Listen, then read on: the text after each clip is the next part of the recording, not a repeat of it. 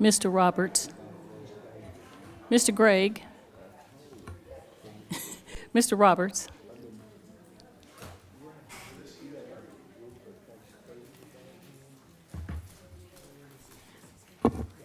Okay, that's what I was going to ask. I was going to ask you to pray, but Chris is going to. We took a vote back there, and Chris won. Okay, all right, we'll start then. Thank you.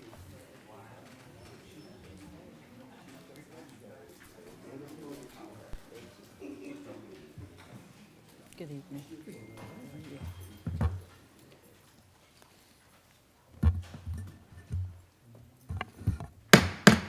We'll call to order the City of Douglasville City Council meeting for tonight, which is Thursday, April the 13th. It's going by so fast. 2023. We'll have our invocation to be done by our own Parks and Recreation Director, Mr. Chris Bass. After he will do the invocation, we'll have the Pledge of Allegiance, which will be led by our Mayor Pro Tem City Council Member Terry Miller. Please stand for the invocation. Thank you, Mayor Robinson. Let us bow our heads. Heavenly Father, we come to you as humbly as we know how, just to say thank you. Lord, we know that through these times we are in need of prayer and guidance, Lord. So we ask that you just to cover our elected officials, Lord. We ask that you just keep them safe, Lord, and we ask that you just give them a spirit of discernment, give them a spirit of righteousness, Lord, and allow them to make decisions that are pleasing in your sight. In your Son's Jesus' name we do pray. Amen. Amen. To the flag of the United States of America and to the republic for which it stands, one nation, under God, indivisible, with liberty, justice for all. Thank you so much, Mr. Mayor Pro Tem, for leading us in the Pledge of Allegiance, and we thank you so much, Director Bass, for being past a week. You can still come and say something if you want to. We've already prayed, but you can come and just talk if you want to, because you know you have the voice of God, so. Well, you're very kind. Thank you. Sorry I'm late. It's okay. It's raining. But Lord bless you in your meetings, and may He give you great wisdom to deal with the things before you tonight. And it's a privilege to be one of your citizens and to see your leadership. You guys served this community well, and I'm grateful for what you do for us. And so thank you for your leadership. Thank you so much, Pastor Harper. We appreciate you always being willing to come. You know, you're like the Abraham today, and you had Lot ready, but God had a ram in the bush in our director, Mr. Bass, so he offered the invocation That's awesome. This evening. Thank you, Mr. Thank you Bass. so much. We appreciate you, and God bless you in First Presbyterian. Y'all have a great evening. Yes, sir. You too. Thank you so much. I'll go over the instructions for the meeting, and then we do have, after our announcements, we do have a presentation. I would like to welcome you to the Douglasville City Council Legislative Work Session. My name is Rochelle Robinson. I'm Mayor of the City of Douglasville.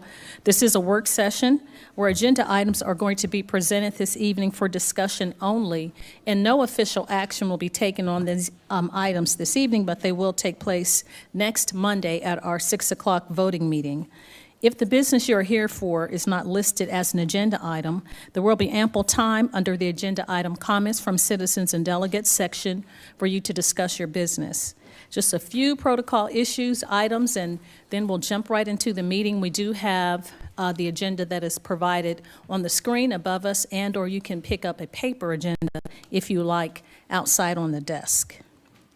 I ask that you please keep your comments and presentations on a professional level, dealing with the facts that are important for this governing body to make our decisions. We will not accept concerns or comments when you talk to the chair to be of a personal attack on any individual or group of individuals. You will receive a warning from the chair. If you deviate from that warning for a second time, we will discontinue your conversation by turning your microphone off. Only one person speaking at a time. Please do not applaud or react to speakers or speak from the audience, cheer, or carry on a conversation while you're at the podium. When you're at the podium, please direct all of your comments and concerns to the chairperson or to myself if you're speaking under these citizens' comments. I remind you that we're only required to accept public comments during items before the City Council that are of a public hearing. If you have a cell phone or electronic device, we'll ask that you please put those in silent mode until the meeting is concluded, or you can turn those off until the meeting is over, so it won't be disruptive. The agenda items will be handled in the following manner. The committee chairperson will read their agenda item, and then that person or representative of the agenda item or applicant will make his or her presentation. We're just here to present the information this time, then we'll, as we've said, deliberate over the weekend, and on Monday, the council will make their recommendation and their votes. Myself and council members will possibly ask clarifying questions to help us make our decision on Monday. After that, the committee chairperson will ask for comments or statements from the audience during the public hearing portion. There are 20 minutes for those in favor of the item and 20 minutes for those in opposition, and each person has about 5 minutes. But if you have a large group, then you deviate your time, and each person can talk for 2 or 3 minutes, but in totality, you have 20 minutes for those in favor of the item, 20 minutes for those in opposition. Prior to coming and approaching the podium, there is a card outside that you should fill out. It's a speaker card. It will ask for your name and address for the record. We ask that you would fill that card out and present it to our city clerk, Ms. Vicki Acker, to my right, and then you can come and give your comments to us. Each person only has one opportunity to speak. This is not a question and answer format or debate. We're here to hear the information, deliberate, and make our decisions. Please address all of your comments to the chair only. If you have something that's repetitive, we ask that you would not do that and just give us the information one time. And if you have printed materials, please give those printed materials or packets to our city clerk, Ms. Acker, and she will make copies and disseminate that information to us at another time. And again, if it's citizens and delegates at the end of the meeting, we ask that you would come forward and you can certainly address us at that time, and you have 5 minutes to talk to us about any business that is germane to the city of Douglasville. That's a whole lot of talking, and now we're going to get ready for our meeting, if you have any questions. So those are, that's the protocol. And now those are announcements, and we have a presentation. I will ask, this is a presentation from myself, a proclamation in recognition of April 22nd, 2023, as the 16th anniversary of being incorporated to the Douglas County, Carroll Paulding County's alumni chapter of Delta Sigma Theta Sorority Incorporated. And we'll have Dr. Elaine Thurman, the president, come forward, and after she receives a proclamation and may have some words to give, we'll ask the entire chapter to come forward, the representatives from the chapter to come forward and speak to us. Now, this is 16 years of being in the community, but Delta Sigma Theta has been around since 1913, so they've been here a very long time in the United States and all over internationally, but in the community for 16 years. I'll read the proclamation, and then we'll have words by Dr. Thurman, and the chapter will come forward after that, and we'll take a picture with myself, the council members, and chapter representatives. Office of the Mayor, Rochelle Robinson, Douglasville, Georgia, proclamation in recognition of Delta Sigma Theta's 16th years of service in Douglasville. Whereas the 16th anniversary of Douglas Carroll Paulding County Alumni Chapter of Delta Sigma Theta Sorority Incorporated is on April 22nd, and whereas the Deltas have been an exemplary pillar of service to the Douglas County and Douglasville communities in these 16 years. And whereas that service has included providing school supplies to Douglas County schools and the Boys and Girls Clubs, organizing a blood drive with the American Red Cross, partnering with the Cobb and Douglas Public Health to organize an on-site HIV testing and educational event for the communities, providing gift cards for youth and the youth in Douglas County Boys and Girls Club, and operating in the Operation Christmas program with Superior Court Judge Bo McLean, and volunteering with Share House and Youth Against Violence, hosting the community baby shower, donating to Toys for Tots, and supporting partners in education, amongst other things. That's a whole lot. And whereas that service has included providing civic education to the community through voter education and registration drives, educating the community on the duties of elected officials, hosting candidate forums, highlighting candidates seeking office in Douglas County, Douglasville, and hosting a Trailblazer in Law, Social Action, and Civic Engagement Forum, along with many, many other civic-minded services and projects. Now, therefore, I, Rochelle Robinson, Mayor of the City of Douglasville, and on behalf of the Douglasville City Council and the citizens of the city, do hereby recognize the Douglas Carroll Paulding County Alumni Chapter of Delta Sigma Theta, Inc., Incorporated, for their 16th anniversary, and wish them continued success in their endeavors in the city of Douglasville. So proclaimed this 13th day of April 2023. Let us give them a hand for their service. And Dr. Thurman is the president. If you'd like to address us in the community, you certainly are welcome. Yes, and I'm going to ask my sisters to stand with me. Okay. Good evening. I am Dr. Elaine Thurman, president of the Douglas Carroll Paulding County's Alumni Chapter of Delta Sigma Theta Sorority. We are so honored to have made an impact on the community of Douglasville. It is a privilege to be recognized in this way by the Office of the Mayor, Rochelle Robinson, and the City Council. Many hours went into our community service and involvement, and it means so much to us that the work we are so passionate about also resonates with others. We are totally committed to service over self and look forward to elevating our impact in Douglasville. Thank you. Thank you so much, Dr. Thurman. Let's give her another hand. Thank you for your service and your sorority. And we'll ask the members will please come forward so that we can take a picture. And if you don't mind, I was going to ask my community development director, Ms. Shayla Reed, who is part of your organization as well, to come and take a photo with us as you receive the proclamation. Thank you. You're welcome.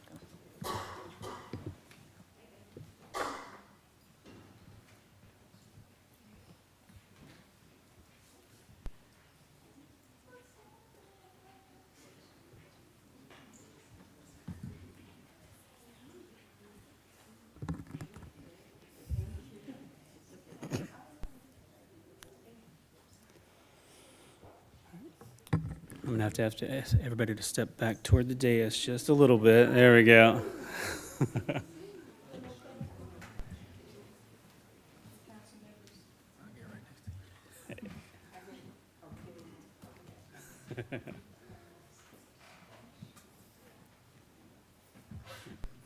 We got more coming around. All right.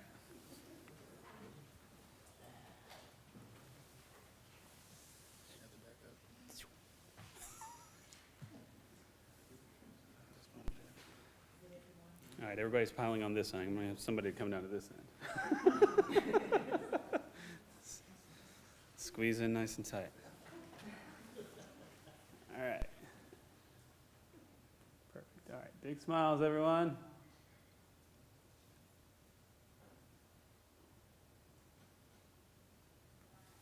Did you get it? Yep. All right. Excellent.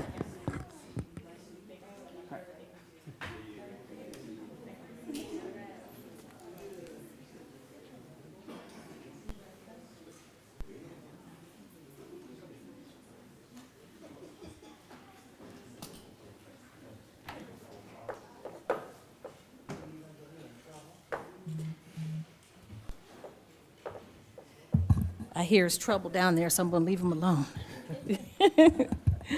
Okay. I know it.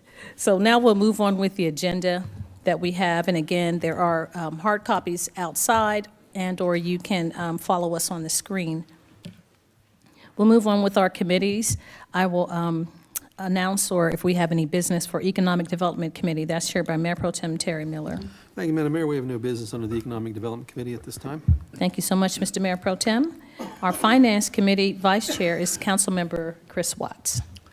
Thank you, Madam Chair, Madam Mayor. You're welcome. We have two items tonight. Item A is to authorize the mayor to sign a change order number 1 with Contour Engineering LLC for the provision of air track monitoring, observations, rock evaluations, observations of utility installations, crossing active streets, and additional site work activities at the city's amphitheater and Town Green site. And Mr. Thompson will handle this. All right. Good evening, Madam Mayor and Council. Good evening. All right, Marcus Thompson, City Engineer, 6701 Church Street. All right, so if you guys can recall, Contour Engineering, they are a third-party geotechnical engineer on site at the Town Green development to perform construction materials testing and other special inspection services. So basically, the change order before you this evening is change order 1 reflects us having Contour on site for additional time. If you can recall, there were some unforeseen conditions that we ran into, like the removal of the underground rock, also switching out RCP pipe to HDPE, and during that process, WSA required us to have Contour on site to basically witness the installation of the new piping. So change order 1 basically is a housekeeping item, administrative item that we're trying to accurately track the out of scope services, basically. Are there any questions? Thank you, Mr. Thompson. I just have one, and then I'll open it up. I know change orders come with the territory.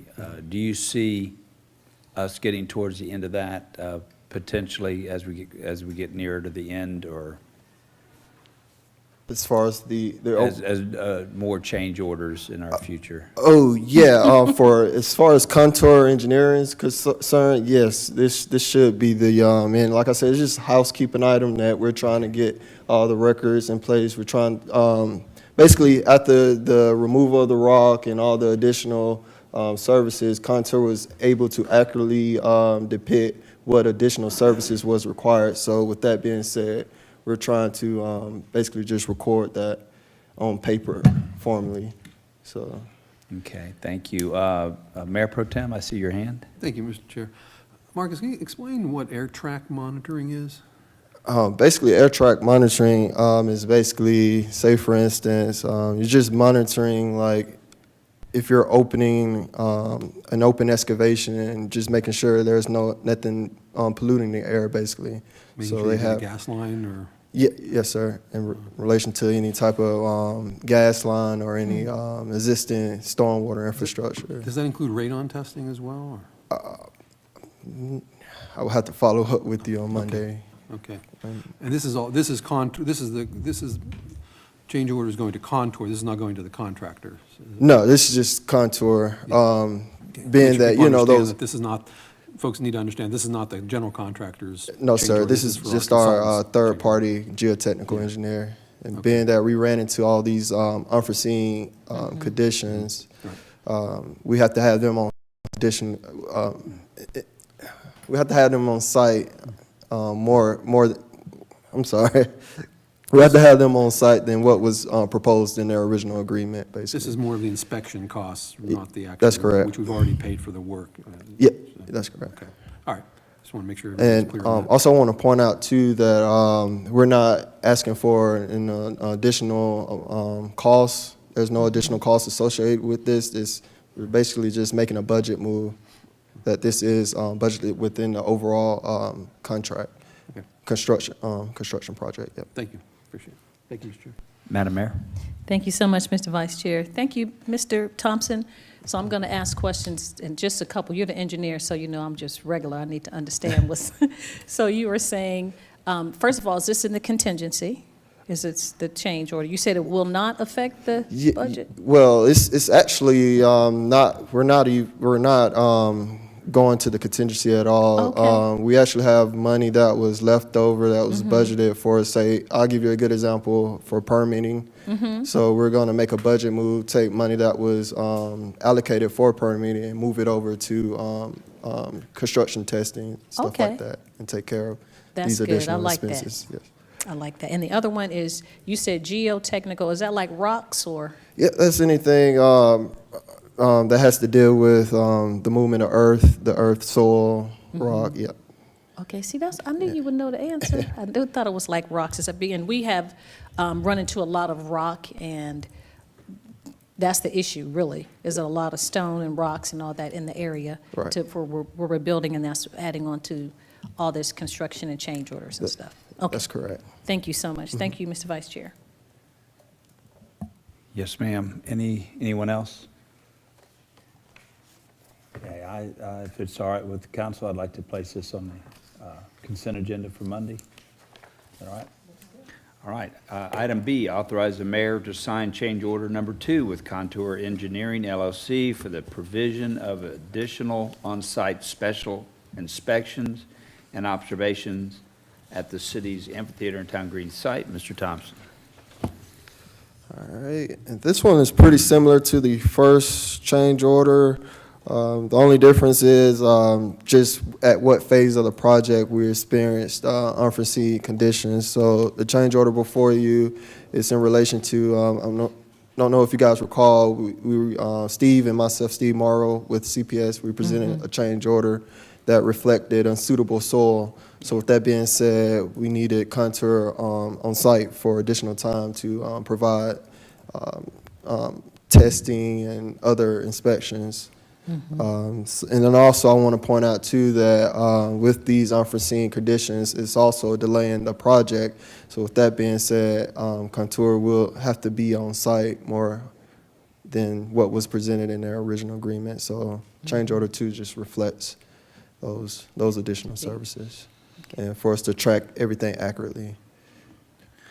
Marcus, will this come out of contingency, or will it be funded the way the previous one you described? Yes, the similar way, similar to the way I described previously. Okay. Yes, sir. So it'll come out of money left over from permitting and other things? Yes, sir. Okay, thank you. Any questions? Yes, Councilman Davis. So what are we looking at now with change orders? So they gonna come pretty rapidly, right? I would say that it would be the opposite because we can see the light at the end of the tunnel. So with the project, so I say we should not be receiving any additional change orders. That we're near completion, basically. Okay, thank you. Any other questions or comments? I'd like to place this on the consent agenda also for money, if that's okay. Thank you, Seeing Mr. Thompson. Appreciate it. Madam Mayor, that's all I had tonight under finance. Thank you so much, Mr. Vice Chair. We'll move on then to the next committee, which is item number 7, Housing and Community Affairs Committee. That's chaired by Councilmember Dr. LaShawn Burdanley. Thank you, Madam Mayor. We have You're one welcome. item tonight, and the item reads as follows. Authorize the mayor to sign the local government approval on behalf of the city of Douglasville in order to meet the Georgia Department of Community Affairs requirement for consideration of a grant request from Share House Incorporated for emergency shelter funding and assistance. Ms. Smith? Good evening, Mayor and City Council. I'm Teresa Smith, 8460 Courthouse Square East, Douglasville, Georgia, 30134.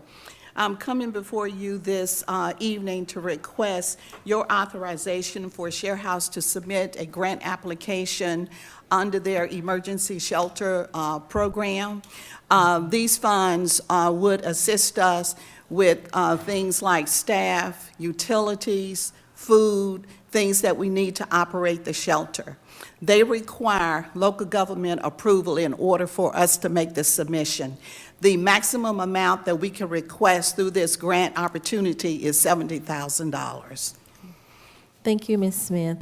Now, is this different from what we do annually, the letter of support? Is this? Yeah, this is different. We actually have not made application under their emergency shelter grant probably since 2017. They made some changes, and with our particular emergency shelter setup, we were not able to meet those requirements. Okay. However, I found out in January of this year that they have made some changes to that made us eligible again to submit application. Oh, that's because we used to wonderful. submit application All every the time. year. Okay, that's wonderful to hear. So it's just a letter that you're requesting from the city, so there's no obligation from the city as it relates to a match, no funds? No. Okay. They just require me to get permission. Yes, ma'am. Local approval in order to submit it. Thank you. Are there any comments or questions from our mayor and council? Yes, Mayor. Thank you so much. Robinson? Yes, ma'am. Thank you, Madam Chair. It's good to see you, Ms. Teresa. We appreciate it. There's really no question. I just wanted to thank you for what you do for the community and having a safe haven for women and children to be able to, that unfortunately have been suffered through domestic violence, to have a place to come, and that you all have been a blessing to that part of our community. Could you tell us how long you've been in existence? Over 33 years. Wow, that's a Yes. long time to serve. And how long have you been there? You're too young to have been there 33 years, so No, 10. but effective this month, it will be 18 years. Wow. Where does time go? Thank you. Thank you, Ms. Smith. We appreciate everything that you do. Thank you. And again, for an area where, like you're saying, for an emergency funds. Yes. Because a lot of times it is urgent and it's time sensitive and it's life and death. Sometimes I've been to some of your prayer vigils. Yes. So we appreciate everything that you do in the community, and we look forward to seeing what the council will do as far as supporting you with the letter to provide, so that you can help try to anticipate to get these funds All right, and thank you. resources. Thank you, ma'am. That's all I had, Madam Chair. Yes, ma'am. Yes. Hey, Mayor Pro Tem? Madam Chair, in the interest of full disclosure and transparency, I may be working with with Share House on a project later on that's not related to this, so as much as I would like to compliment on the fantastic work they do, I will refrain from making any comments at this time. Okay. Thank you, Mayor Pro Tem. Any other comments? All right, Ms. Teresa, thank you so much for what you Thank do. you. I didn't really know all of what encompasses your position until I had a family member that utilized your services, and the caseworker at the time was trying to get in touch with you. It was like midnight, and you answered. I said, oh my gosh, when did she leave? So I just want to say thank you. If it is okay with our mayor and council, I'd like to put this on the consent agenda so that, Ms. Teresa, you will not have to come back on Monday. Is that okay? It All looks right. like there's. Yes, ma'am. Thank Okay. you. Thank you. Have a wonderful evening and be safe. Thank you. Thank you. No other items under Housing and Community Affairs, Mayor. Thank you so much. You're welcome. Madam Chairman, we appreciate that. We'll move on to the next committee, Legislative and Intergovernmental Committee, chaired by Councilmember Samuel Davis. No business at this time, Madam Mayor. Thank you. You're welcome. Thank you, Councilman Davis. Personnel and Organization Committee, chaired by Councilmember Chris Watts. Thank you, Madam Mayor. We have no business tonight in Personnel and Organization. Thank you, sir. Planning and Development Committee, the vice chair is Councilmember Dr. LaShawn Burdanley. Thank you, Madam Mayor. We You're have welcome. several items tonight under Planning and Development. Yes, ma'am. The first item is authorize the mayor to execute a quitclaim deed granting any and all interest of the city of Douglasville in 0.39 acres of residual right-of-way to SP Durley LLC in consideration of the sum of $6,597.24 paid by SP Durley LLC to the city of Douglasville. Ms. Jordan? Good evening. Good evening. So this was an item that was discussed previously at the last round of council meetings and executive session. This is a small strip of right-of-way located on the west side of Durley Lane. And we have a fair market value amount that has been offered by an adjoining property owner to purchase that right-of-way, that excess right-of-way from the city of Douglasville. We have no use for it, and it is such a small parcel of property that it does not meet the requirements for a public auction. Thank you, Ms. Jordan. Do we have any comments or questions from our mayor or council? Yes, Councilman Watts? Yes, ma'am. So I see the amount there, but in the agenda item, it talks about a sum of $1, so I know I'm just misunderstanding that. Though that, you're not That's it. misunderstanding that. That's called nominal consideration that's listed in all transfers of title. It's just to say something was, it's consideration for signing the document, basically. Okay. I'm happy to give a full legal lecture on that. No, But, I mean, but we're parting with that strip of land for the 6,500 that you're, Correct. yes, okay, thank you. Thank you. Thank you, Councilman Watts. Any other questions or comments? Okay, if not, we'll put this on our agenda for a vote on Monday. The second item is to hold a public hearing and consider a request for a change in zoning from GC, which is General Commercial District, to LI, Light Industrial District, for 17.248 acres located on Bright Star Road in Land Lot 158, District 2, Section 5, Partial 015-802-50072, LLC, in care of Joseph McGorry. Ms. Jackson. Good evening, council members. Marissa Jackson, Can you bring the microphone down? Thank you, ma'am. Is that better? That is better. Thank you. Good evening, Marissa Jackson, Planning and Zoning Administrator, 6701 Church Street, Douglasville, Georgia, 30134. I'm going to mention that on today's agenda, items B, C, and D are interrelated. There are 3 items for the same development.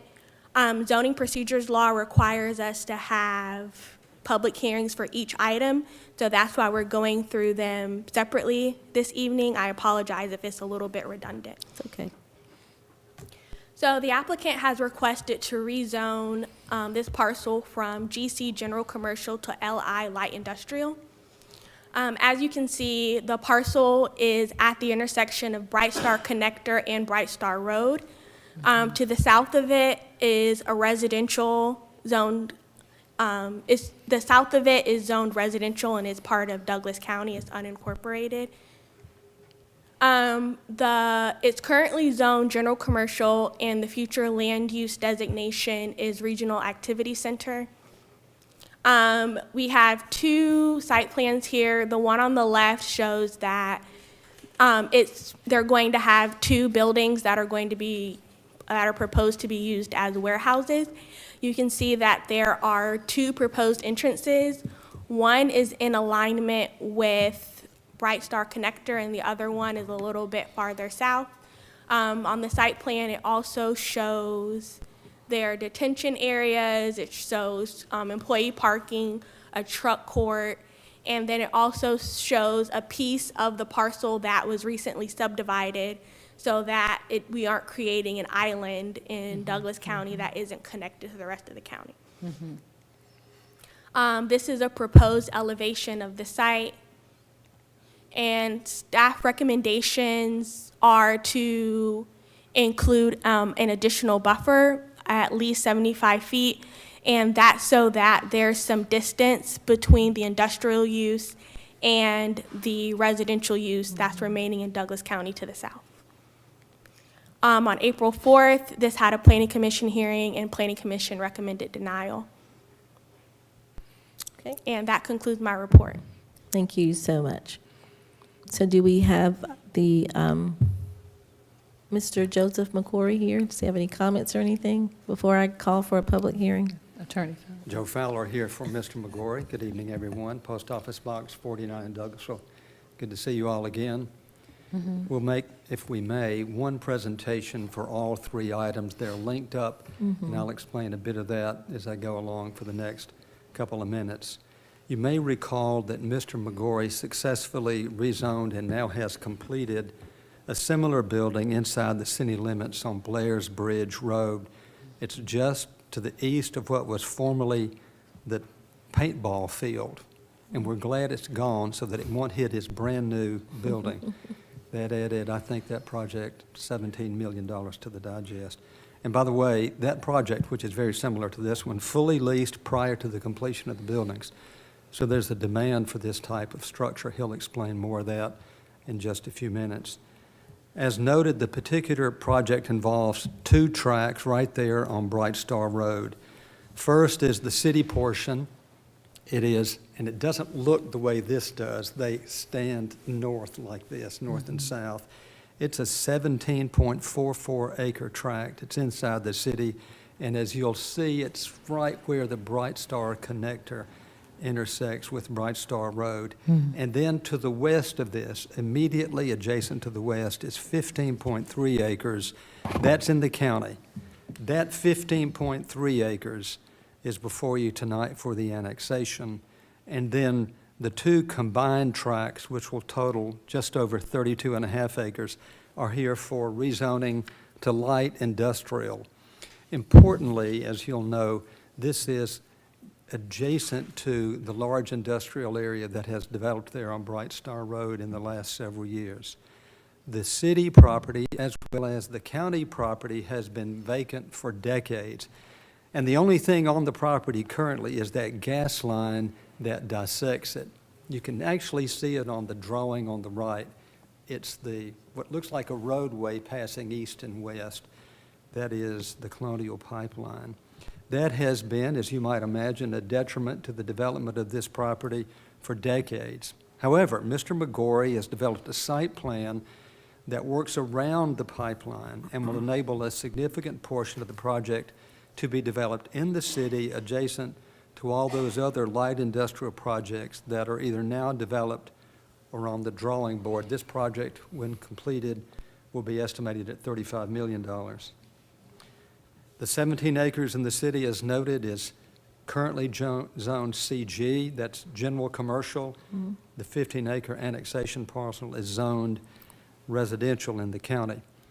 But there's some interesting backstory to this that I mentioned some time back. This property is part of the estate of a gentleman by the name of Marvin Nodman, now deceased. He was a lawyer in Atlanta. Joel probably remembers him. The property is now in his estate, and it's owned under a limited liability company known as Marsand Douglasville. When the Bright Star Connector first broke ground in 2008, he was approached because a good portion of his property would be a portion of what would become the Bright Star Connector. In anticipation of the construction of the connector, the city annexed some of his property near Bright Star, including the 17 acres that's before you tonight. And Mr. Nodman reached an agreement with the city to donate a large tract of land that became part of the connector, along with some drainage easements and some slope easements for construction. And he did all that in exchange for the city's agreement to give him a credit of $540,000 to go towards future development impact fees and or building permits.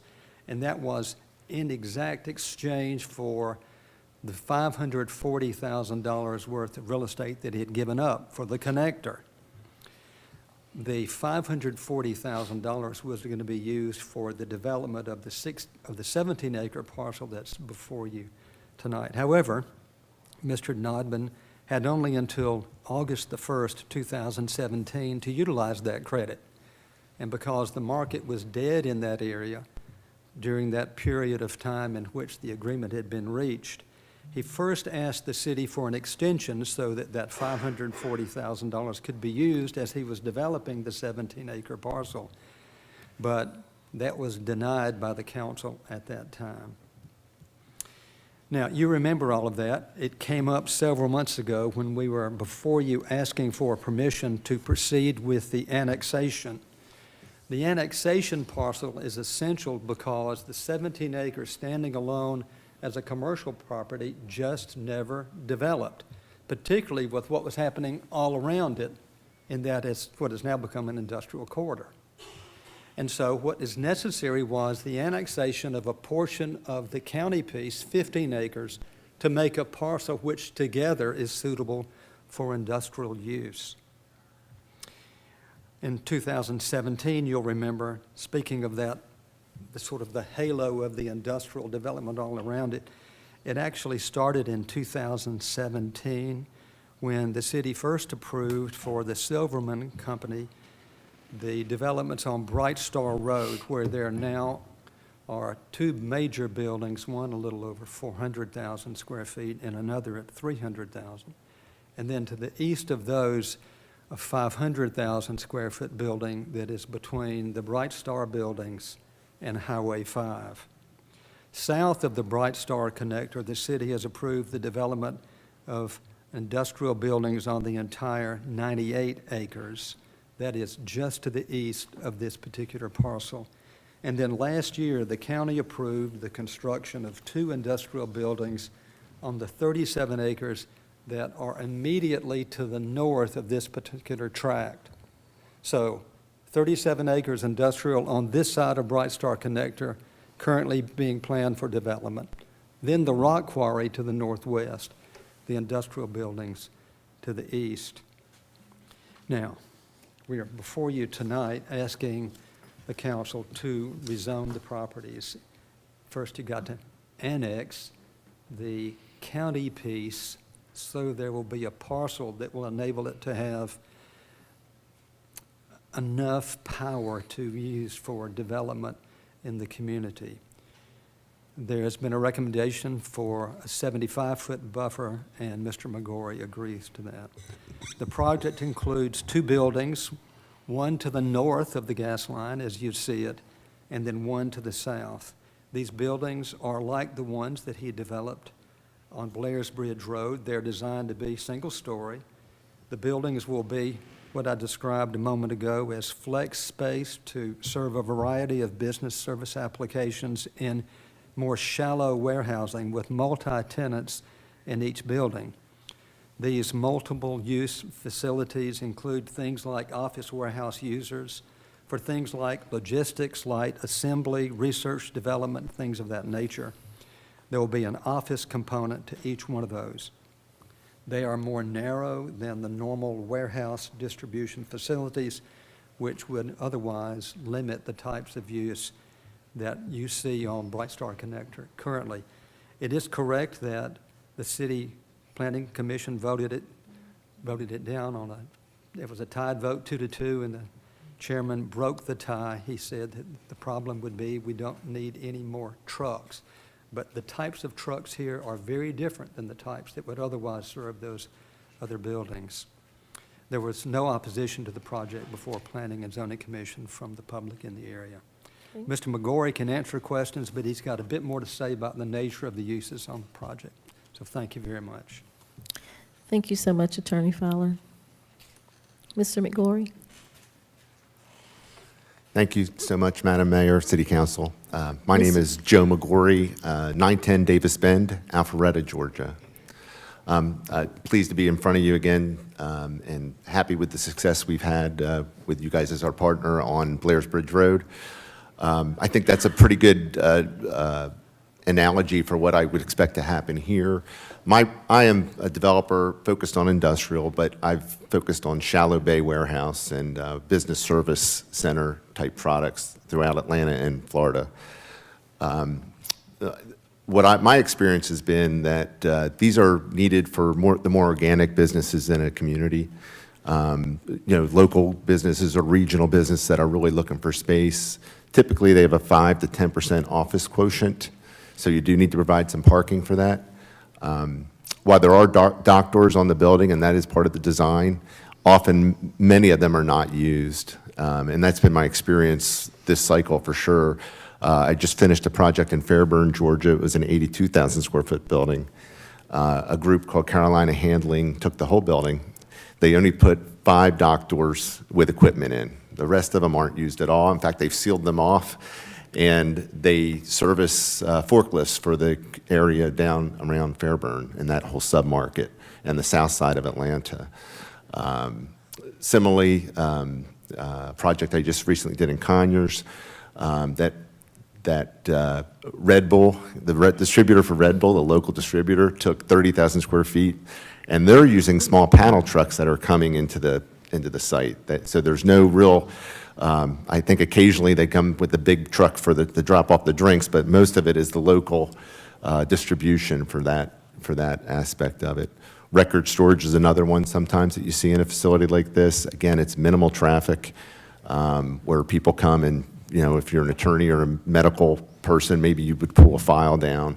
I'm just trying to think. That's kind of description. I mean, I'll be happy to answer more, specific questions on the product, but it's been a good product as far as risk-wise. It really, because it can accommodate a lot of users. For me personally, it's not like the million square footer that is a very binary, clientele that could take it. When you need 1 million square feet, you're either going to need it or not need it. And it worries me sometimes when I see the big boys, and not to dissuade anybody else for that or hurt their chances later. But I prefer to be in the smaller arena and serve a lot of different customers and clients. Thank you very much. Thank you, Mr. McGorry. Do we have any questions from our Mayor Robinson or council members? Madam Chair, Vice Chair. Yes, Councilman Watts. Couple questions. So the trucks would not be the tractor-trailer type trucks, it would be more box type trucks? Or I don't want to say there'd be no tractor-trailer trucks. I think the frequency of them are very infrequent compared to what maybe you see in the Silverman project. They're deeper buildings, they're made for warehousing. That is really what their specific job is. My product will have people come in. A good example would be Goodman. They do air conditioning units. You may be familiar with the company. They have a truck that comes, on a bi-weekly basis, drops off a bunch of units, and then local guys come in and take those units and install them in houses or other businesses. So I think it could be more panel trucks probably that you would see. But I can't say there'll be no trailers, but there could be, because there could be some, but I do think it'll be less with this product type. And certainly, like I said, when you see all those dock doors, each of them has dock equipment. The dock equipment costs about $8,000 per door. Tenants are very aware of the economics of that, and they don't install dock equipment they don't need. So if you don't put the dock equipment in, the door really can't be used for distribution, because when you pull the truck up, it's concrete. You can't really get it to line up. You need that dock equipment to make the back of the truck line up with the dock door. Well, also, it was mentioned that the one entrance, and I'm looking at a rendering on page 36, one of the entrances would be directly across from the Bright Star connector. And so I kind of wonder, there's not a light there right now, trucks pulling in and out. People kind of pick up some speed in that particular area. So I just wonder about trucks coming in and out of there and whether or not that area is going to need a light at some point. So I don't know who that Ms. Jackson, or I don't know who that question is directed at, but I just kind of, that's one of my concerns, that trucks would be pulling in and out, and that particular area of traffic moves pretty fast, because a lot of people are cutting over there to get over to, yeah, well, not just Academy, but I'm talking about going, like you're going towards the interstate. A lot of people go over there and make the left. Anyway, and that could be for further discussion. I just wanted to bring that up. Coach, I think I can add something to that.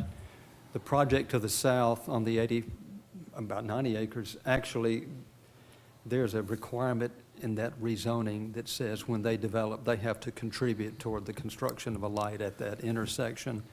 When that comes up, the warrants will probably be there to support a light at that intersection. Great question.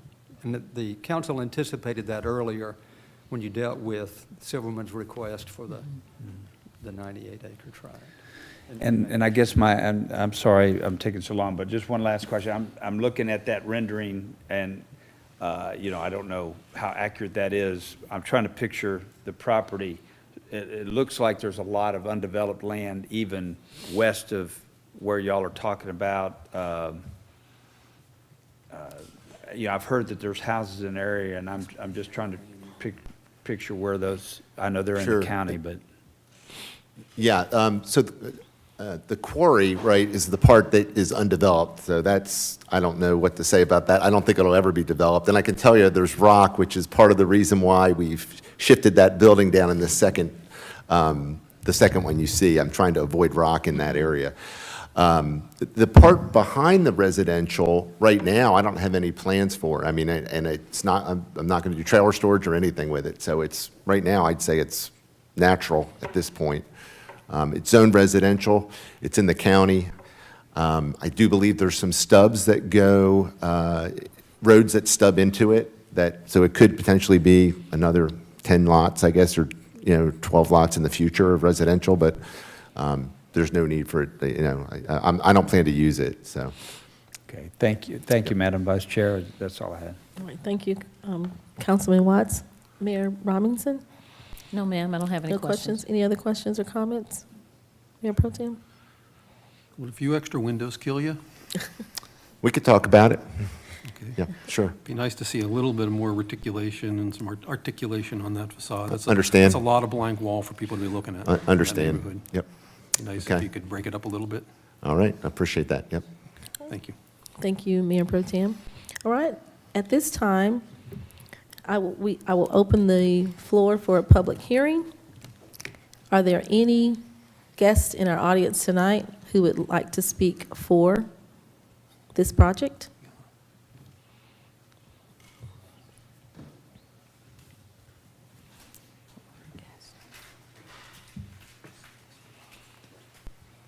Cindy Welch, 3002 Concord Way, Douglasville, Georgia. I'm not necessarily for it, but I'm not opposed to it. I just have some questions. When Bright Star Connector was first in, there was very little traffic on it. And now people have realized, hey, we can use that and stay off of Highway 5.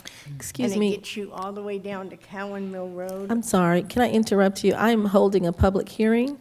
Can you please save those comments if you're not for it or against it until citizens' comments come up? Oh, All right, thank you. well, I mean, I can be either one. The public hearing is for those that are for or against. Well, I can say I'm for. Okay, then say it. Say it, that's I what mean, you do. Like I said, I don't oppose the rezoning. Or you don't agree, that's fine. So you're for it, yeah, this is the for moment, go ahead. Okay, but the Bright Star Connector is much busier than when it was first put in. And they're going to have a road directly across. So I'm hoping that they will put a traffic light in there, as well as an decel lane or an accel lane for additional traffic. Because if you ever come through Bright Star Connector and you want to make a left turn on the Bright Star Road, you're going to sit for a long time. And I just hope, like I said, I'm not opposed to that. I think it's a good thing with what's on Bright Star Connector. But I'm worried about the traffic, and there will be trucks coming out of there. So the city needs to look at left turn lanes, decel lanes, and a traffic light. Thank you so much.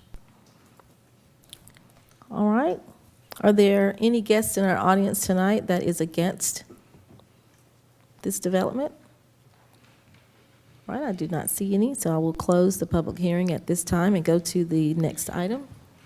Item C is to consider a petition to annex 15.321 acres on Bright Star Road in Land Lot 158, District 2, Section 5, parcel now or formerly known as Parcel 73, parcel ID known or formerly known as 01580250073, and being identified as proposed Track 1 on a plat recorded at Plat Book 41, page 615, Douglas County, Georgia Deed Records. Application by Native Development Group, LLC, care of Joseph McGorry. Ms. Jackson. Point of order, quickly. Apologies for the interruption. We actually need to consider item D before item C under the state zoning procedures law and the state annexation law. That would allow for Both public. an unfavorable, well, there's no decision being made tonight, but just keeping in mind for our voting meeting, we do need to reverse the order of items C and D. Okay. But the presentations can move forward tonight. All right, thank you so much. Ms. Jackson? Thank you. So we received a request for annexation. As I mentioned earlier, items B, C, and D are related. The parcel to be annexed is currently part of unincorporated Douglas County, It has a zoning of low-density residential. And as you can see, it's adjacent to the parcel we discussed earlier today. The applicant has satisfied all of the requirements to pursue the annexation. They have subdivided a 75-foot strip along the western parcel to avoid creating an island, to avoid creating a island that is not connected to other parts of the county. As I mentioned, the current zoning is low-density residential. And here's the site plan again that we mentioned earlier. You can see how the development encompasses both parcels. And again, the elevations, and that concludes my report. Thank you, Ms. Jackson. Do we have any comments, Mr. Attorney Fowler? Thank you. Just very briefly, appreciate the city's approval for our proceeding with the annexation. The county did not oppose it. The annexation portion, this 15 acres, is what makes the project work. We would appreciate your favorable consideration on Monday night. Thank you. Thank you, Attorney Fowler. Mr. McGlory, did you want to make any comments? You don't have to, just, okay. Do we have any comments or questions from our mayor and council? Okay. If not, I will go on to the last item. Hold a public hearing and consider a request for a change in zoning for RLD Residential Low Density District County to LI Light Industrial District City for 15.321 acres located on Bright Star Road in land lot 158, District 2, Section 5, partial now or formerly known as partial 73, partial ID known or formerly 0158-025-0073, said property being identified as proposed tract 1 on a plat recorded at Plat Book 41, page 6, am I reading? Oh, page 615, Douglas County, Georgia Records, application by Native Development Group, LLC, care of Joseph McGorry. Ms. Jackson. Okay, and this is the last one for this collection, for this development. This request for rezoning would essentially be to assign a zoning designation to the parcel that is to be annexed. The applicant is proposing, again, light industrial, so that the two parcels, the one that's currently in the city and then the one that is being annexed from the county, have the same zoning designation for the ease of development and use. So again, the same presentation, two parcels, and the site plan. Staff is proposed elevation. Staff is recommending, again, on this second zoning request, a 75-foot buffer so that there's some distance and some space between the low-density residential to the south that's still part of Douglas County. And this item went before the Planning Commission for recommendation, and again, they recommended denial since these are two of the same development. Thank you, Ms. Jackson. Attorney Fowler, any comments? Mr. McGorry, any comments? Comments from our mayor and council? Yes. Well, very quickly. Yes, ma'am. Mayor Thank Robinson? you. Mayor Thank you Robinson? so much, Madam Vice Chair. Yes, ma'am. And so the understanding for this particular item is that if the zoning is, or if the annexation is approved, then this zoning will change from low residential density to light industrial to mimic what is in the city from Yes, the ma'am. county. Yes, Okay. ma'am. Right, thank you so much. Thank you, Madam Mayor. Councilman Watts? Yes, ma'am. So the Planning Commission, Ms. Jackson, they had the same reasoning in their mind. It was traffic. Yes, sir. Truck traffic. Yes, sir. They noted concerns about the saturation of industrial uses in the area. They discussed concerns about truck traffic. And then they discussed concerns about the adjacency to some residential uses. Yes. And I didn't see, you mentioned that the chairman had to break the tie. Was that the case in this particular? Not that it matters, but I just was curious.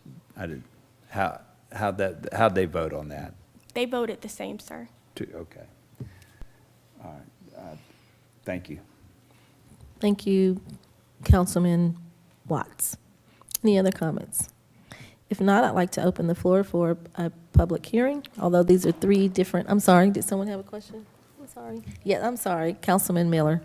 Thank you, Madam Vice Chair. Yes, ma'am. I just wanted to make sure I'm understanding this correctly. So once all three would have to be approved for this project to move forward, and then I'm assuming that the two parcels would be combined into one. for Yes, this. ma'am. We would recommend a combination plat that would combine the parcels. They'll have the same ownership, and they'll be developed together. Okay, and my apologies, I was kind of lagging a little bit trying to understand completely where this project is going exactly. And now that I have a better understanding of it, I understand, and I don't see anything else going there, but I have to kind of agree with Ms. Welsh back there, and on needing that red light right there, because the traffic is kind of crazy on that road if you're going down through there. And I was wondering if there's a way to, I don't know, maybe with the red light to funnel more of that truck traffic onto the Bright Star connector to kind of keep it off of, what is that, the south end of Bright Star where there's more residential, to kind of keep it on the north part of Bright Star. I don't know if that's a possibility. Does that make sense? Well, I would, I think most of the heavy truck traffic's already on the north part of Bright Star. Right. But I'm saying, There's not much of it going down Bright Star to Highway 5. so when they're leaving this building, though, you would want them to either go on the north part of Bright Star or the Bright Star connector and not go towards that next red Veterans light. Memorial. Not go towards, what was your last comment? Not go towards. Was that Stewart Parkway? Stewart Parkway. Right. And I believe Silver Line, and staff can verify for us, that we put a recommendation for them to have a light in the area once they do their development. So that will help for traffic. I don't recall the conditions from that project, but I can definitely check tomorrow and get back to you all before the next meeting. That sounds great. Correct. Thank you. Can I Ms. just ask one Sure, last question? absolutely.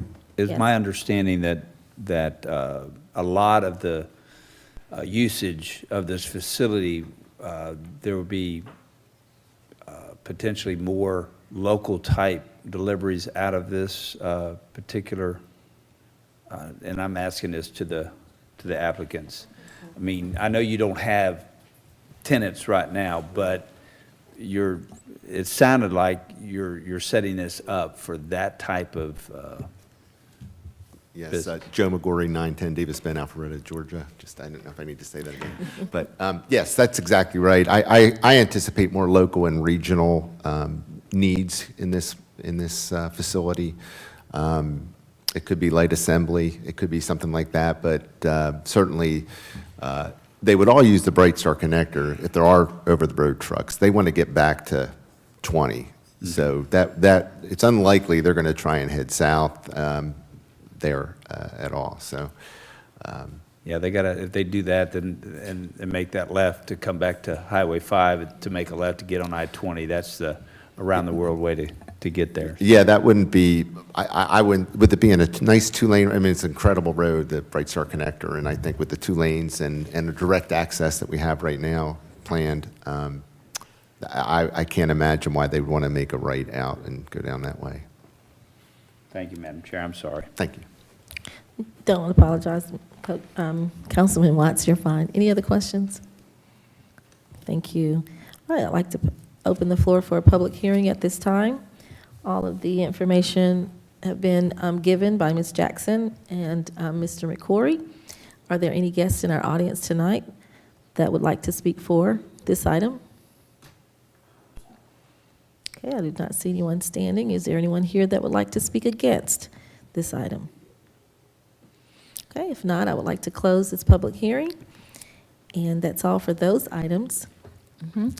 Tonight, speaking of Bright Star, we'll go on to the next item. The next item is hold a public hearing and consider a request for a special land use permit for a religious institution or place of worship for property zone light industrial district being .51 acres at 8337 Dallas Highway in Land Lot 17, District 1, Section 5, partial 0017015A028, application by Higher Elevation International Ministries, care of Barbara Campbell. Ms. Jackson. As you mentioned, the applicant would like to request a special land use permit for a religious institution. The site is currently at the intersection of Dallas Highway and Parker Street on the corner. It is a commercial plaza with space for 3 tenants. One tenant is an automobile tinting operation. Another tenant is a office space for a wholesaler, and the last space is vacant, and that's where the applicant is hoping to locate the religious institution. The site is currently zoned LI, light industrial, according to the Unified Development Ordinance. To operate a religious institution in the LI zoning district, you're required to obtain a special land use permit, and that's why we're here today. The future land use at this site is traditional residential. And there was a slight issue on this item with the parking requirement. There is a shared parking requirement between the 3 businesses. So the religious institution would only be able to meet the parking requirement on Saturday and Sunday, according to the parking guidelines in our Unified Development Ordinance. Therefore, staff is suggesting a condition that states the church is only able to operate on Saturdays and Sundays when they're able to meet the parking requirement. And that concludes my report. Okay, do we have the applicant here, Ms. Barbara Campbell?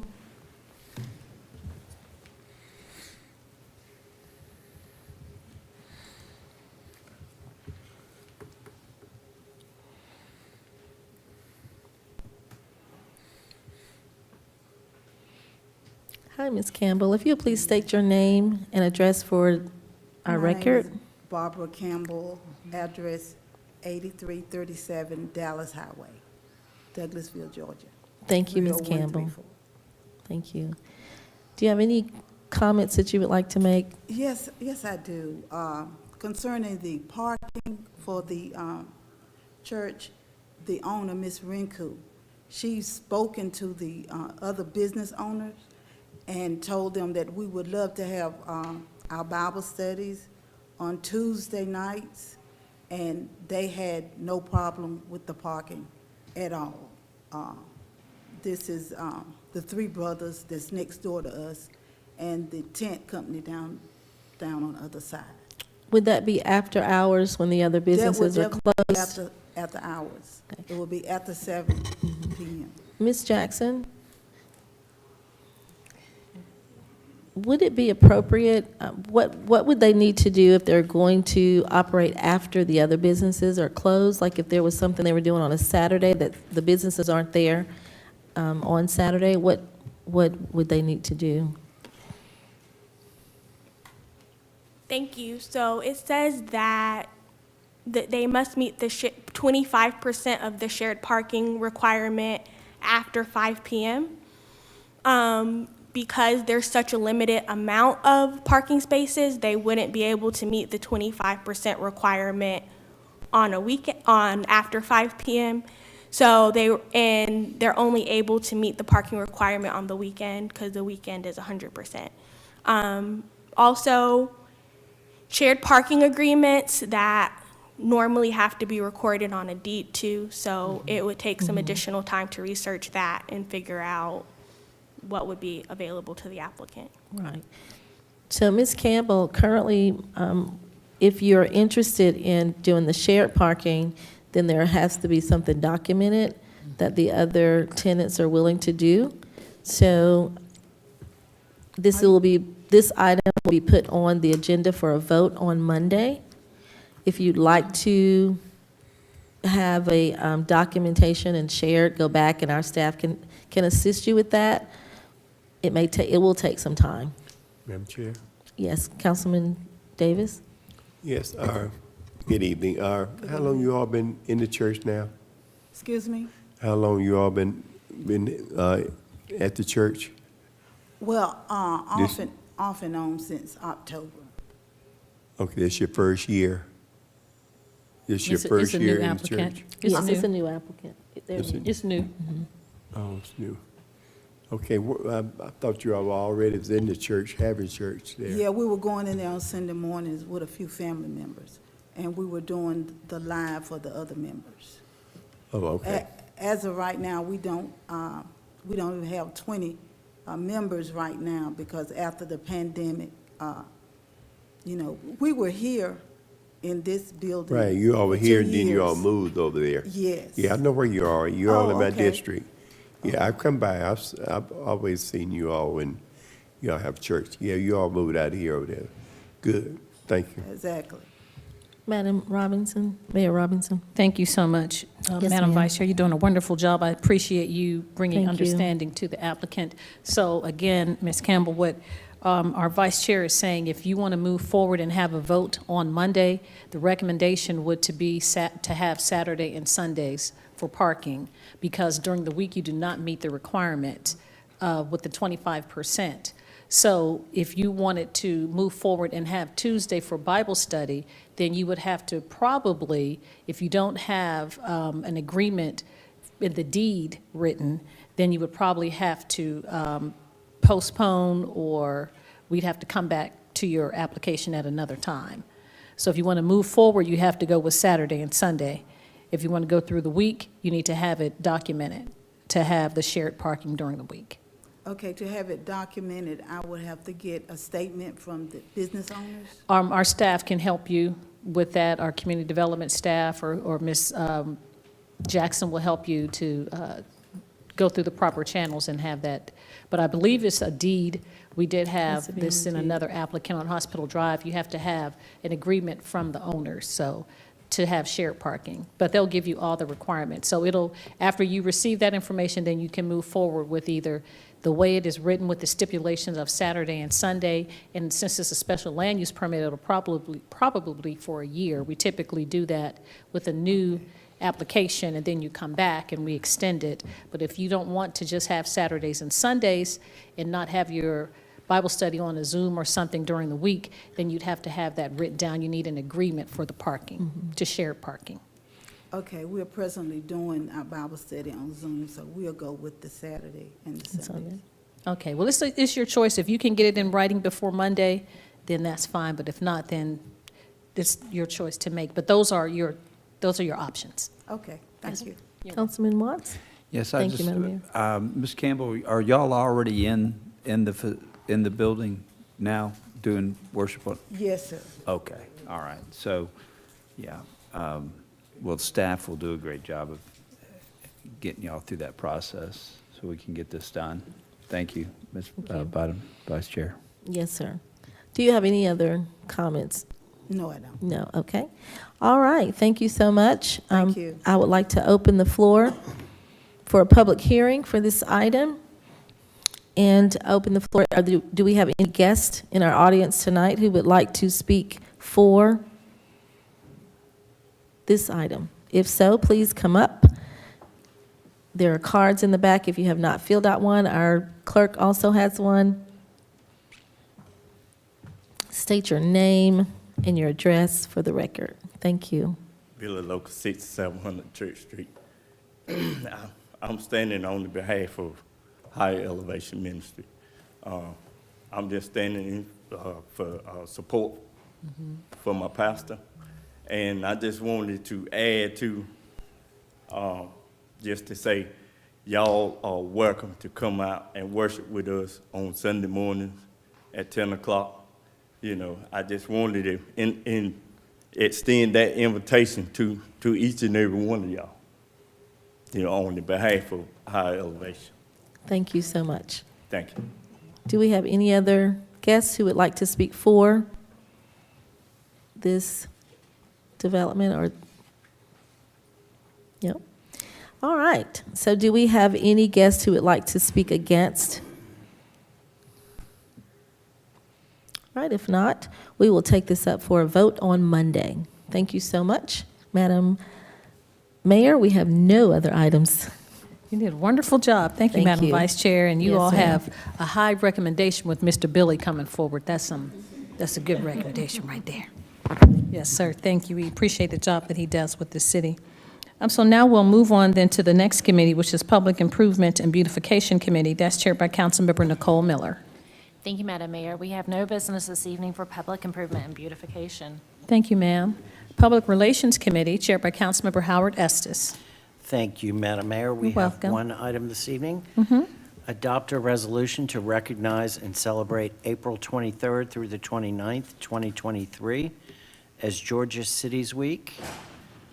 And it says here we're going to hear from Jason Post, but I don't see him. Here he comes.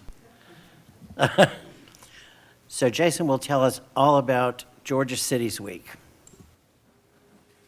Yes, sir. Thank you. Jason Post, Community Relations Director, 6695 Church Street. This is Georgia Cities Week. This is the same program that the Georgia Municipal Association has been promoting for a number of years now, just to promote the work that cities do and the connection that the community has directly with a city government. The city government is the closest tie citizens have to direct government. It's where they have the most impact. And this is the week to really highlight all that we do as a city government and all that our citizens do as active and involved members of our community. So this is the week that traditionally in the past, we've had our second graders come out. 600 and 700 second graders flooding City Hall on their second grade field trips and touring City Hall and doing their mock council meetings. Those are great days. They stopped with COVID and all the field trips, unfortunately. So last year we released our Douglasville Junior program. We worked with the school systems to develop a cute little kids program to kind of offer the same information that they would get from their field trips to City Hall. We introduced them to the different city departments and how the city government operates in a neat little kids program that was played in the classrooms and shared with students as part of their local government curriculum. At the second grade level, this is when they study local government. So we're doing the same thing this year. We just wrapped up today. We finished the production on season 2 of Douglasville Junior. So we've got 5 episodes that we'll release as part of Georgia Cities Week. We'll have one release each day on our YouTube channel and on our Comcast channel.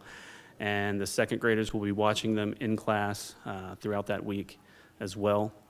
So we've got one for each day. So that's good, fun stuff. We also have a few community events happening that week. I know on Tuesday night, I believe, PD is having a town hall meeting. So we invite all of the community to come out and engage with our PD over at the PD Community Room. On Friday night, we have a concert on O'Neill Plaza. It is Trey Dahl and try to get it right because it's a mouthful. Trey Dahl and the Jug Time Rag Band. So they are New Orleans blues and jazz. They've got a really cool sound and feel, and they've got a playlist that's everything from modern stuff all the way back to the 20s and 30s in a kind of New Orleans jazz blues kind of style. So it's going to be a fun night of jazz on the plaza. And then on Saturday, Keep Douglasville Beautiful is hosting their spring recycling event at the First Presbyterian Church, the same place and format. They've done it for many, many years. So there's a number of activities. You can visit our website at douglasvillega.gov/events to see all of those activities and anything else that we're doing as a city. There's constantly things going on where citizens can come out and enjoy some activities and engage directly with our city staff and our city elected officials and our police department. This is just a great week to celebrate all the things that cities do across the state and across the country. It's a great time for us to take advantage of it and connect with our citizens. So, any questions I can answer? Thank you, Jason. I appreciate that very thorough explanation, and I'm thrilled to hear all the things that we're doing that week. And I am especially excited about season 2. I look forward to seeing that and winning some more awards for it. Yes. Any comments from Madam Mayor or Council? Okay. Seeing no takers, I would like to put this on the consent agenda for Monday night, please. It looks like that is confirmed. Wonderful. All right, that is all we have, Madam Mayor, tonight. Thank you. Thank you so much, Councilman Estes and Director Post. We appreciate your explanation in that committee. We'll move on then to the next committee, which is Public Safety Committee. That's chaired by Councilmember Samuel Davis. No business at this time. Thank you, Councilman Davis. Recreation, Culture, and Tourism Committee, chaired by Councilmember Chris Watts. We have no business tonight, Madam Mayor, in Recreation, Culture, and Tourism. Thank you so much, Councilman Watts. Technology Committee, chaired by Mayor Pro Tem, City Councilmember Terry Miller. Thank you, Madam Mayor. We have no business under the Technology Committee at this time. Thank you, Mr. Mayor Pro Tem. Transportation Committee, chaired by Councilmember Dr. LaShawn Burr Danley. Thank you, Madam Mayor. We have no business tonight under transportation. Thank you so much, Councilmember Burr Danley. Yes, ma'am. Do we have any other business to come before council tonight from the elected officials? I don't see any. We'll do updates from our city staff, our city attorney, Mr. Joel Dotson. No business, Madam. Thank you so much, Attorney Dotson. Our staff attorney, Ms. Miranda Jordan. Good evening, no Good business evening. tonight, Madam Mayor. Thank you so much. The Police Department. No business, Bernadette Madam Mayor. Maringo. Okay, thank you so much. Our City Manager's Department, we have sitting in the very capable and beautiful Ms. Karen Callen. You have any business? Thank you, Madam Mayor. No business, thank you. What? Okay. Thank you so much. We want to welcome back our Community Development Director, Ms. Shayla Reed. If you please stand, we're so happy to have you back. We're going to give you a hand. We missed you while you were gone. Welcome back. Yay! I know, whistles and everything. Woo-wee. Comments from citizens and delegates. If you sustain the meeting and you'd like to speak to us, please come forward. And you have 5 minutes to talk to myself and council members about any business that is germane to the city of Douglasville. We do have one person coming forward. Did you fill out a form? Oh, okay. Thank you so much. If you give us your name and address for the record, and then you have 5 minutes to talk to us. Welcome. Okay, my name's Wanda Cooper, and I lived at 3502 Willow Meadow Lane, Douglasville, Georgia, 30135. I'm coming to you actually as a whistleblower. I had a friend of mine, she lives in Douglasville. She's elderly, and she had received some documents of liens that was placed on her home. When I checked out the information, I realized that the liens were improper.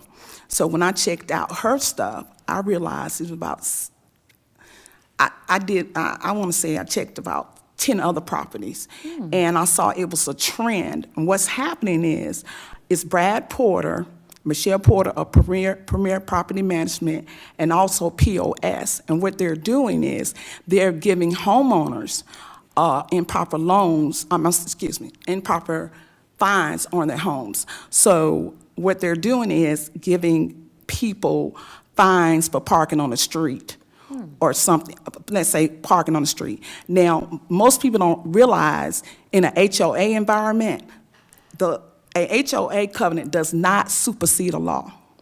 No HOA, unless they own the street, has authority to initiate any types of fines. And so when I had checked on this for this elderly woman, they had initiated fines to start the lien process on her home. So when I went and checked 10 others, and I talked to people, and see, when I talk to people, I'm like, oh, that's just an HOA issue. No, it's not. Because if you get improper fines, you have no authority. That's stealing from what? City of Douglasville and also the county. You cannot initiate fines on a public street. You cannot initiate a fine that's a part of an ordinance. Okay, so what they're doing, basically what they're doing, they are putting these liens on people's houses improperly. You can't do it. Nothing supersedes a law. Regardless of what's in that covenant, it does not supersede a law. So if there's an issue, this is the way it's supposed to go. If there's an issue with the homeowner, if there's an issue, the way it's supposed to go, code enforcement must be called out. After code enforcement calls out, code enforcement gives a citation. Then the courts initiate fines. Okay, so I'm requesting some type of investigation to be looked into this, because people work too hard. And my thing is, if she would have never, this lady is 70-something years old, and she never would have said, hey, Wanda, look at these papers. And when I looked at those papers, I said, they can't give these fines. There are certain things, anything that interferes with the law, with HOA, you just simply cannot do. And And it's very serious, because when I went and did some more research, Premier Property Management, POS, they've been doing this for a long time. I even checked the records for Augusta Woods. I've seen this one particular incident. One person, he's a CEO, the CFO, the secretary and treasurer. They gonna keep that money right there. You know, and I'm here, like I said, I'm a whistleblower. I'm a holler. I'm gonna say it because it's wrong. People work too hard. And see, the thing about it, it's right in front of your face. But if you don't know what you're legally looking at, you wouldn't know. That's me. I read for a living. I've been reading since I was 2. I read the law for a living, so I know what I'm talking about. I'm kind of nervous and I'm upset too, because I cannot believe how these people are hiding behind the HOA covenant and they are acting illegally, wrong, stealing from Douglas County. Taxpayers stealing from the city of Douglasville. It's wrong. You cannot do it. You can't take the law in your own hands. Any questions? What neighborhood did you say this was? Pardon me? What neighborhood did you say? One of the neighborhoods is Augusta Wood that I had checked on. This is the elderly lady that I had checked on. But what I'm saying is Premier Property Management have managed a whole lot of property, and also on the POS Solutions.